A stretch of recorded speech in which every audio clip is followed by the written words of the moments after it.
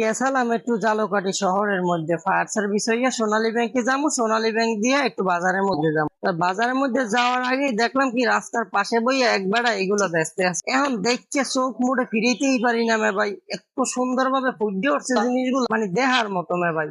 এই সাজাইয়ে যে রাখছে, দেখলে মানুষ এমনি মন চাইবে যে দুই একটু কিনে লই যাই। তা আমি দেখতে দেখতে দাঁড়ে গেলাম, বেড়ার দ্বারে যাই জিগেলাম, ভাই কি দামের বেচেন? কয় ভাই এক একটা এক এক রকমের দাম, আপনি কোনটা নেবেন সেই অনুপাতে আপনার দ্বারে দাম।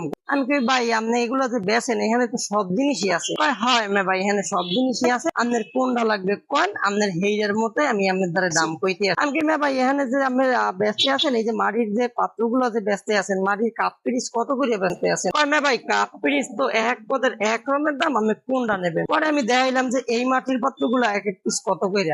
এই মাটির পিস এক এক পিস 150 টাকা করে, আর ওই যে কাপ গুলা দেখতেছেন ওই কাপ এক এক পিস হচ্ছে 200 টাকা। আমি কি না ভাই